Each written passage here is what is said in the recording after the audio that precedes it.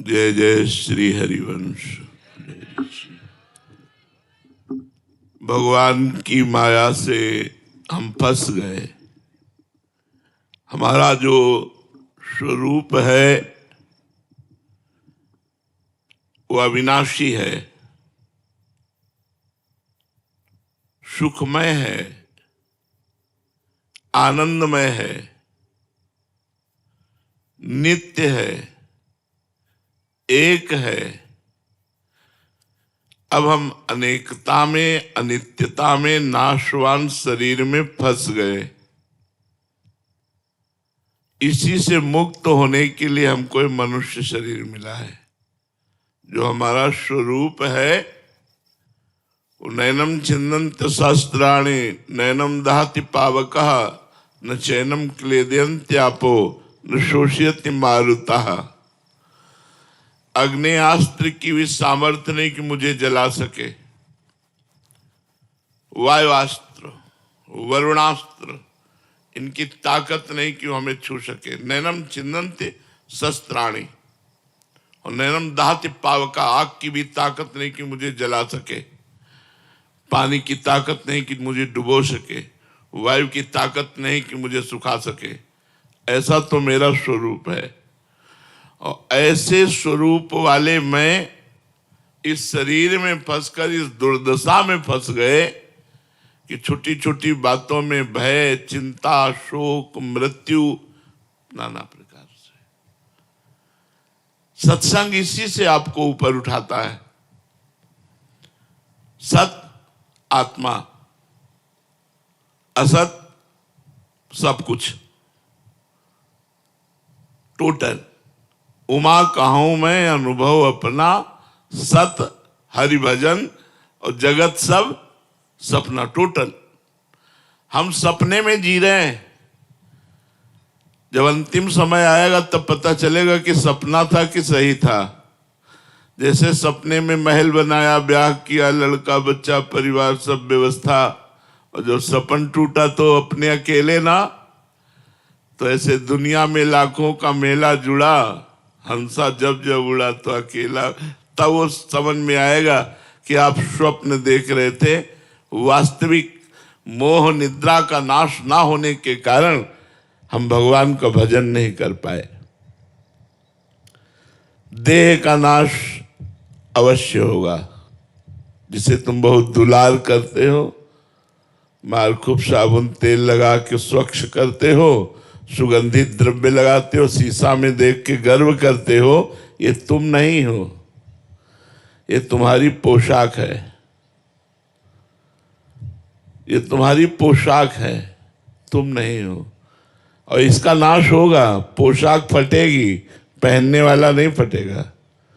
बम की ताकत नहीं कि उसे फाड़ सके, वो अविनाशी है। इसी नाशवान का नाश होगा।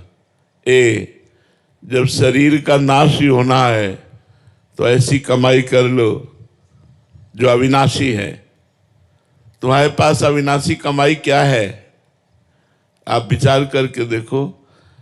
आप कहोगे इतने बीघा जमीन, इतना बैंक बैलेंस, इतने बड़े पद में, इतनी, ये सब हमने मेहनत करके प्राप्त किया। स्वप्न में जब आखिरी समय होगा, जगोगे तो न पद जाएगा, न बैंक बैलेंस जाएगा, न जमीन जाएगी, न परिवार जाएगा। जाएगा नाम, भगवान का नाम। इसीलिए कबीरा सब जग निर्धना, सब जग निर्धना, धनवंता नहीं कोई। धनवंता सोई जानिए, जाके राम नाम धनो। आप सबसे प्रार्थना है, नाम जप कीजिए। जितना नाम जप करोगे उतना ही आपके पापों का नाश होगा। पापों का नाश होने से दुख का नाश होता है, चिंता का नाश होता है, शोक का नाश होता है, और भगवान प्रिय लगने लगते हैं। सबसे बड़ी बात होती है भगवान प्रिय लगने। जिसे भगवान प्रिय लगने लगे, बस यहीं से जीवन का वो सुख प्राप्त होगा जो हम जन्म जन्म से भटकते हुए अभी तक नहीं प्राप्त कर पाए। अति आनंद, महामोद, महाप्रेम, ये भगवान से प्राप्त होता है। हम लोग हर समय चिंतन करते हैं, बस उसे संभालना है। चिंतन संसार, शरीर, भोगों का, रुपया पैसे का, शत्रु का, मित्र का, पत्नी पुत्र परिवार का, ये सब होता है। इसी को ठीक करना है और कुछ ठीक नहीं करना है। जैसे का तैसा ही रहना है। जब भगवान अवतार लिए थे तब भी संसार ऐसा ही था, आज भी ऐसा है, आगे भी ऐसा ही रहेगा। हम अपना चिंतन सुधार करके काम बना सकते हैं। अनन्यस चिंतयन्तो माम। चिंतन तो सबका हो रहा है, बिना चिंतन के कोई एक मिनट भी नहीं रह सकता। पर पुत्र का, पत्नी का, धन का, माया का, राग का, द्वेष का, लड़ाई झगड़ा, मित्रता, शत्रुता, ये माया का जो शत्रु, मित्र, राग, द्वेष, विनाश, जन्म, अच्छा बुरा, ये पहले भी बना था, अब भी बना है, आगे भी बना रहेगा। आप अपना मिटा सकते हो, आप अपना कल्याण कर सकते हो। तो आप संसार की चिंता न करके श्री जी की चिंता करें, श्री जी का चिंतन करें। राधा राधा सब काम करते जाएं। किसी भी कार्य के लिए ये नहीं कि ये छोड़ो तब भजन करो, भजन करते हुए कार्य करो। सच्चा जो कार्य है वो भजन करते हुए। भजन में बड़ी सामर्थ्य है। भक्तमाल जी में एक चरित्र आता है कुबा जी का। इनकी संतों पे बड़ी श्रद्धा थी। जो भगवान से प्रेम करना चाहते हैं उनको संत बहुत प्यारे लगते हैं, और जिन्हें संत प्यारे लगते हैं उन्हें भगवान बहुत प्यारे लगने लगते हैं। भगवान की बड़ी कृपा होती है। अब वो गरीब थे पर संत सेवी थे। जहां संत को देखते साष्टांग दंडवत करते, घर लाते, चरणामृत उतारते, चरणामृत उतार के उनकी आरती करते, साष्टांग दंडवत, फिर प्रसाद पवाते और फिर प्रार्थना करते कि आप रुके रहिए। अगर वो रुकते तो रुकते, नहीं तो चले जाते। ऐसा अब कहाँ हो रहा है? देखो ना कलयुग का प्रभाव कैसा हो रहा है। हम लोग जब बच्चे थे, जब संत महात्मा गांव की तरफ आते दिखाई देते तो पिताजी कहते दौड़ो, और सब 500 मीटर दूर दौड़ करके जाके सब साष्टांग दंडवत, और उनको घर लिवा के लाते, उनके चरण धोते। उन्हीं का प्रताप, चरणामृत का प्रताप संतों की। एक दिन 50 संतों की मंडली आ गई कुबा जी के यहाँ, और जिसे आज की भाषा में मजदूरी कहते हैं, वो मजदूरी करके अपने परिवार का पोषण करते थे। तो एक दो संत को पवाने की तो सुविधा हो सकती है, लेकिन 50 संत, और गरीब को कोई उधार भी नहीं देता। पड़ोसी से भी मांगो तो दरवाजा बंद ही कर लेगा। देखो ना, सुदामा जी को चावल भी नहीं दिए थे, टूटे हुए चावल के कण दिए थे। कुबा जी ने बहुत प्रयास किया कि आज हमारे यहां संत आए हैं और संत भूखा न चला जाए। ये बड़ी मर्यादा है गृहस्थ की, कि कोई दरवाजे से भूखा न जाए। जैसे आपके दरवाजे कोई आया है, राधे श्याम आवाज दे रहा है, आप निकलिए। 3 बातें तो आप सबको दीजिए। पहला मृदु वचन, राधे श्याम राधे श्याम। दूसरा आसन, आइए बैठिए। तीसरा पानी, जल पिएंगे आप। अब वो कह रहा मुझे 5000 रुपया चाहिए। अब इस पर आपकी छूट है, आपका विवेक काम करे। आपके पास है तो दे दीजिए, नहीं तो नहीं दीजिए। फिर आपको कोई अपराध नहीं लगेगा। नहीं, अतिथि अपमान का अपराध लगता है। जैसे आपके दरवाजे कोई आया और बोला राधे श्याम, हमने कहा भाग जाओ, वो तो भाग जाएगा, लेकिन तुम्हारे पुण्य भी भाग जाएंगे, तुम्हारे पुण्य भी नष्ट हो जाएंगे। और कहीं संत, तो देखो हम इसीलिए छूट दे के बात कर रहे हैं कि 3 बातें आप सबका सम्मान कर सकते हैं तो आपको अपराध नहीं लगेगा। मृदु वचन, आसन और जल, ये किसी को भी दे सकते हैं। जरूरी नहीं गेट के अंदर लाना है, बाहर ही दे सकते हैं। कुर्सी डाल दी, ऐसे आसन डाल दिया, आप बैठिए। अब भोजन पाएंगे आप? नहीं, हमें रुपया चाहिए। किस लिए? प्रश्न बनता है, किस लिए? बोले हमको अमुक कार्य कराना है, हमारी सामर्थ्य नहीं है या हमारी श्रद्धा नहीं है।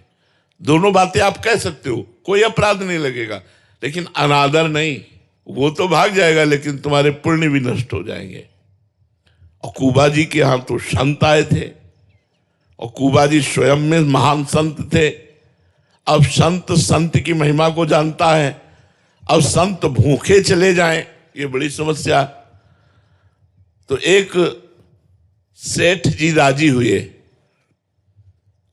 कि हम तुम्हारे संतों को भोजन करा देंगे, तुम हमारा कुआं खोद देना। 50-60 हाथ नीचे जल निकलता। उन्होंने कहा हम और पत्नी मिलकर दोनों जरूर आपका कुआं खोद देंगे। आज आप हमें दाल चावल घी बूरा दीजिए, जिससे संतों की सेवा। खूब संतों को पवाया, संत भगवान नाम कीर्तन करते हुए प्रसाद पाए, जय जयकार हुई और वो गए। कुबा जी 1 मिनट भी नाम नहीं छोड़ते थे, ये खास बात थी उनकी। सेठ के कथनानुसार कुआं शुरू किया खोदना।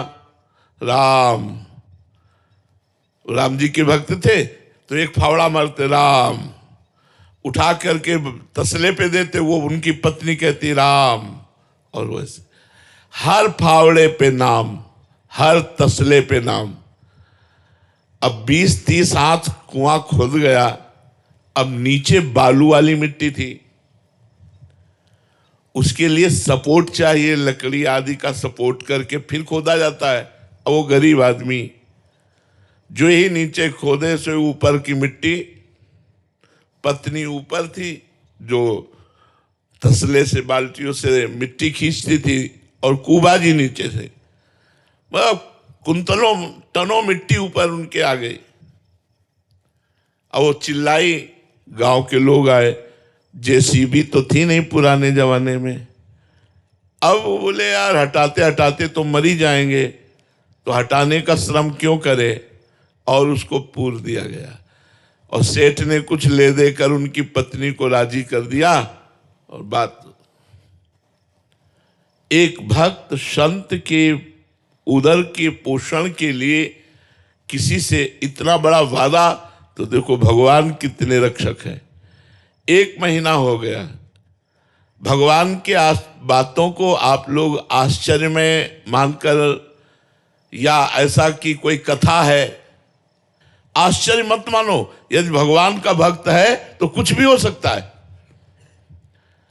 एक राजा की सवारी वहां से निकली तो उनको सुनाई दिया राम राम राम। तो राजा ने कहा ये आवाज इतनी मधुर और प्रेम भरी है, ये किस संत की आ रही? आसपास कोई आवाज का लक्ष्य करके गए तो जहां कुआं था वहां से आवाज आ रही थी राम राम राम। बोले महाराज यहां से आ रही। लोगों से पूछा, लोगों ने बताया 1 महीना पहले कुबा जी इसमें दफन हो गए, वो खोदते हुए। तो ऐसा उन्होंने कहा खोदो। अब वो राज सैनिक लगे, कुआं खोदा। जहां कुबा जी बैठे थे वहां एक गुफा बन गई थी।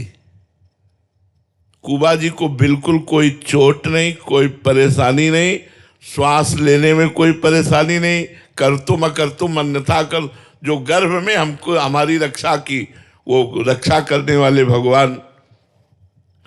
एक शीतल झारी जल की रखी थी और सुंदर भोजन रखा था, और वो चिदानंद भोजन जिससे मलमूत्र न बने। कुबा जी को निकाला गया, कहा गया कि 1 महीना आप नीचे रहे, आपको कोई कष्ट? बोले बिल्कुल कष्ट नहीं, सीताराम जी साथ थे। केवल 1 महीना ऐसे बैठे रहने से उनके थोड़ा तो इसीलिए केवल राम जी नाम उनका था, तो कुबा केवल राम जी नाम उनका रख दिया गया। भगवान के नाम में इतने सामर्थ्य, प्रहलाद जी को कितना कष्ट दिया गया, कोई कष्ट प्रहलाद जी को नहीं व्याप्त हुआ। इसलिए चिंता मत करो, अनन्यस चिंतयन्तो माम ये जना परिपासते तेषां नित्याभियुक्तानाम योगक्षेमम वहाम्यहम्। भगवान कह रहे हैं योग और क्षेम का वाहन मैं करूंगा, तुम केवल मेरा अनन्य चिंतन करो। ये तीन बातें भक्त के हृदय में अवश्य आ जानी चाहिए। एक तो नाम जप करते हुए भगवान की कृपा पर विश्वास। नाम जप चलना पहला कर्तव्य है, और साथ में विश्वास की भगवान की हम पर विशेष कृपा है। नाम जप करते हुए भगवान की कृपा पर विश्वास, और दूसरा शरीर मरेगा मैं नहीं, पर शरीर तो मरेगा, अर्थात मृत्यु का चिंतन। मरना है यार। आप सोचेंगे कि मरना सोचना कितना कष्टप्रद है। भजन बढ़ता है कि कहीं आपका विस्मरण होकर शरीर न छूटे, आपके स्मरण में छूटे। एक घबराहट बनी रहती है कि शरीर कभी भी छूट सकता है, नाम न छूटने पावे, भजन न छूटने पावे। तो शरीर की मृत्यु निश्चित है, इसलिए भगवान का निरंतर नाम जप करते हुए भगवान की कृपा पर विश्वास। और तीसरा है भजन करते हुए आए हुए दुख सुख को भजन से ना जोड़ना, उसे प्रारब्ध से मानना। हमारा बुरा प्रारब्ध है तो हम उसे भोग रहे हैं, अच्छा प्रारब्ध है तो उसे भोग रहे हैं, लेकिन जो भजन कर रहे हैं ये हमारे संचित कर्मों को और क्रियमाण को संभालेगा। प्रारब्ध को भोग लेंगे, संचित भस्म हो जाएंगे, क्रियमाण निष्प्रभावित हो जाएंगे, और इसी जन्म में भगवत प्राप्ति हो जाएगी। जब हमारा मन बुरी भावनाओं की तरफ जाए तो नाम जप में मन नहीं लगता, इसलिए नाम कीर्तन करना चाहिए। पर उस समय मन मौन रहने की बात सोचेगा, नाम कीर्तन करने की। अगर नाम कीर्तन करो तो बच जाओगे। अगर बुरी भावना आ रही, आप राधा राधा राधा राधा राधा चिल्लाने लगे, तो देख लेना बुरी भावना आप पर शासन नहीं कर पाएगी। पर जब बुरी भावना आती है तो नाम छूट जाता है, भगवान का विस्मरण हो जाता है, और उसी के चिंतन में ध्यायतो विषयांत पुंसान् संगास्ते सुप जाते, उसका चिंतन करना, उसको भोगने की चेष्टा करना, ये दो बातें रह जाती हैं। अगर हम नाम कीर्तन करें तो दोनों बातें शांत हो जाएंगी और भगवान की तरफ हमारा मन लग जाएगा। संसार में जितनी घटनाएं घटती हैं वो पहले से निश्चित है, कोई नई नहीं, इसलिए डरो मत। जो होना है वो होगा, जो नहीं होना वो हो ही नहीं सकता, हो ही नहीं सकता। जो होना है उसे कोई रोक नहीं सकता। एक ज्योतिषाचार्य थे, तो बहुत ज्योतिष का पक्का ज्ञान था, तो सबकी कुंडली बनाते थे। तो एक दिन उन्होंने सोचा अपनी कुंडली भी तो देख लें। तो उन्होंने अपनी कुंडली में देखा कि मगरमच्छ से मृत्यु है। यह निश्चित है। जैसे राजा परीक्षित का जन्म हुआ तो जन्म होते ही ब्रह्म ऋषियों ने बता दिया था कि इनकी तक्षक सर्प के काटने से मृत्यु होगी, भागवत में लिखा हुआ है। उन्होंने ज्योतिष के द्वारा देखा कि उनकी मगरमच्छ से मृत्यु होगी। उन्होंने अपना घर द्वार बेच दिया और रेगिस्तान में जाकर के वहां रहे कि जहां पानी नहीं तो मगरमच्छ कहां, जहां पानी की समस्या है वहां मगरमच्छ कहां। अब ज्योतिषाचार्य थे, उनका बड़ा यश बढ़ा, लोग धीरे धीरे वो यश राजा के काज में पहुंचा। उस समय राजा लोगों का शासन था। राजा ने उनको अपना राज पुरोहित बना लिया। बड़े मजे, राज पुरोहित बन गए। जिस वर्ष राज पुरोहित बने उसी वर्ष लड़का हुआ। अब तो राज पुरोहित का और सम्मान कि पंडित जी के आगमन से ही शुभ काम, सबसे बढ़िया काम, पुत्र हुआ, राजकुमार हुआ। कई वर्षों बाद कुंभ पड़ता है। अब जब प्रयागराज का कुंभ आया तो राजा ने तैयारी की और छोटे राजकुमार को भी साथ। पंडित जी से कहा, आप कुल पुरोहित हो, मंत्र उच्चारण तो आप ही करोगे। उनका महाराज प्रयागराज नहीं जा सकते हम तीर्थ। बोले क्यों? बोले मगरमच्छ से हमारी मृत्यु है, हम जल के समीप नहीं जा सकते। तो उनका तुम चिंता मत करो, गंगा में इधर जाल, यमुना में जाल, बीच का जल छनवा देंगे, नौका से सैनिक रहेंगे, बिल्कुल भय करने की जरूरत। उनका नहीं, अब राज आज्ञा जबरदस्ती उनको जाना पड़ा। जब गए तो लड़का भी जल में, राजा भी जल में। पंडित जी बोले हम बाहर से गड़ा नाम तो गणपति गंगवा बोलना, यहां तक आओ। जैसी हो भवतव्यता तैसी बने सहाय, आप ना आवे ताय पे ताय। मगरमच्छ आया, पंडित जी को लील के चला गया, न सैनिक न जाल न कुछ, कोई रोक नहीं पाया। जो होना है हो के रहेगा, जो नहीं होना वो हो नहीं सकता। इसलिए बेफिक्र होकर के राधा राधा नाम जप करो। भगवान नाम जप से समस्त समस्याओं का समाधान, समस्त कामनाओं की पूर्ति और भगवत प्राप्ति भी हो जाती है।